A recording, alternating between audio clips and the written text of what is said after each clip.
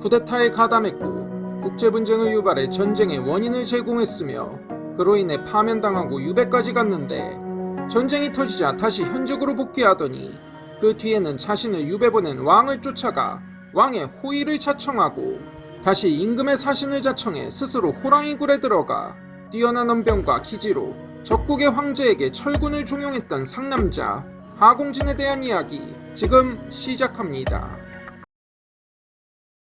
하공진의 출생 연도는 알 수 없지만 그가 진주 사람으로 기록된 걸 보면 본관은 진주 하씨로 진즉 관직에 올라 이미 성종 때의 압강도 구당사가 되었으며 목종 때에는 중랑장직에 오릅니다. 그는 목종 말년에 신종장군 유방, 중랑장 탁사정 등과 함께 침전의 문 가까이에서 당직을 섰단 기록을 보면 오늘날로 치면 국가원수 경호실의 간부였던 것 같습니다. 그러나 강조가 군대를 끌고 와 난을 일으켜 목종을 폐위하고 대량원군을 세우려 하는데 보통 이럴 때 경호실 간부인 그는 목종을 위해 목숨을 걸어야 했으나 기록엔 강조가 개경근차로 다가오자 탁사정과 함께 강조에게로 도망하였단 기록이 있는 걸 보면 그가 강조의 난에 가담했던 듯합니다. 국가원수를 호위하는 경호실 간부가 쿠데타에 가담했던 것이죠.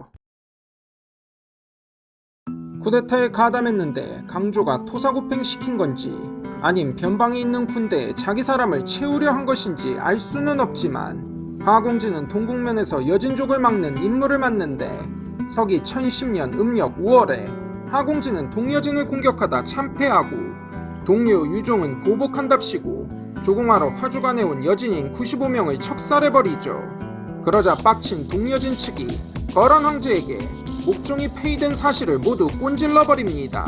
현종은 사태의 책임을 물어 하공진과 유종을 귀양 보냈지만 결국 이를 구실로 거란이 2차 침공을 하죠. 하공진에 대한 현종의 불신은 깊을 수밖에 없으니 현종으로선 임금의 호의를 맡던 경호실 간부가 배신을 해 쿠데타에 가담을 하고 거기다 대형 사고를 쳐 거란의 침공을 불러일으켰으니 결코 하공진을 좋게 볼 수 없었죠. 그러나 2차 침공 때 현종은 그의 진면목을 알게 됩니다.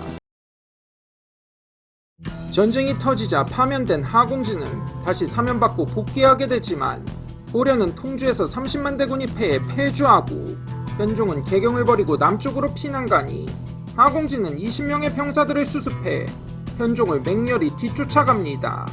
이를 안 고을의 아전이 시건방을 떨며 현종에게 하공진이 쫓아온다며 큰 소리로 위협을 가하는데 앞서 얘기했듯 하공진을 불신하는 현종은 가뜩이나 사방에서 습격을 당해 예민해진 상황에 하공진이 뒤끝을 시전하러 오는 줄 알고 겁을 먹고 주변의 재상들도 겁을 먹고 도망을 쳤으나 임금을 호위하던 지체문만이 하공진이 그럴 사람이 아니라며 왕을 진정시키고 하공진을 찾아갔더니 정말 하공진은 뒤끝은 고사하고 군사 20명을 데리고 몽진에 합류해 왕의 호의를 자청합니다. 잘은 모르겠지만 하공진을 의심했던 현종은 내심 상당히 뻘쭘했을 것 같습니다. 이것만으로도 현종에겐 크나큰 감동이었으나 하공진은 다시 현종에게 추청하길 거란이 강조의 정변을 구실로 쳐들어왔지만 강조는 이미 거란에게 잡혔으니 자신이 화친을 청하는 사신으로가 철군을 종용하겠다 하고 이에 현종이 허락하자 고영기와 함께 거란 진영으로 향하던 중 이미 창화연에 이른 거란군과 마주치게 됩니다. 현종이 있는 곳에서 딱 10리밖에 안 되는 곳에서 추격대를 만나는데 여기서 까딱 잘못 말하면 현종과 고려는 그날로 끝장이었지만 하공진은 왕이 어디로 도망쳤는지 묻는 추격대 대장에게 현종은 강남에 가서 찾을 수 없다 구라핑을 시전하죠. 북방의 민족 거란에겐 강남하면 중국 장강남 쪽의 먼 땅을 연상시켰고 거란 측이 하공진의 말에 흔들리자 이에 쐐기를 박듯 하공진이 강남은 너무 멀어 몇 말레인지 모른다는 말을 하자 거란 측은 추격을 포기하고 이어 거란 황제 요성종 야유융서를 만나 왕이 머나먼 강남에 있다고 하며 철군을 종용하자 가뜩이나 지친 거란 황제는 결국 철수를 결심하지만 하공진 일행은 억류당해 거란으로 끌려가게 됩니다.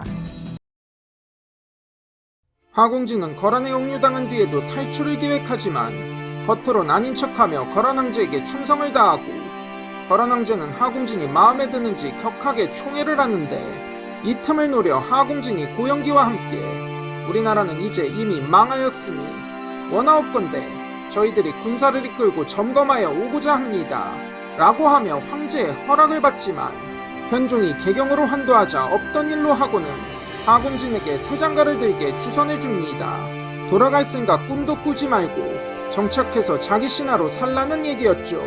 그럼에도 하공진은 말을 대량으로 구매해 고려로 가는 길에 차례로 배치해 탈출하려다가 딱 걸리게 되고 거란 황제가 그를 신문하자 하공진은 사실대로 이실직고하죠.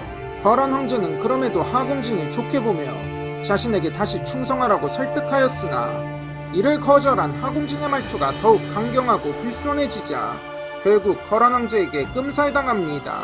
이를 들은 현종은 교서를 내려서 공훈을 기록하게 하고 그의 아들의 녹봉과 관직을 올려줬습니다. 세월이 흘러 문종 6년엔 공신각에 초상을 그리도록 하고 아들의 품계를 올려주며 하공진에겐 상서 공부시랑을 추증합니다. 한 사람의 일생은 결정적인 순간에 어떤 선택과 행동을 하는지를 봐야 그 본색을 알 수 있는 법인데 하공진은 적지 않은 과오가 있었지만 결정적 순간에 나라를 위해 목숨을 걸었으니 그는 고려를 위해 싸운 구국의 영웅임에 틀림이 없습니다. 잊혀진 또 하나의 구국의 영웅 하공진의 일생이었습니다. 이만 마치겠습니다. 시청해주셔서 감사합니다.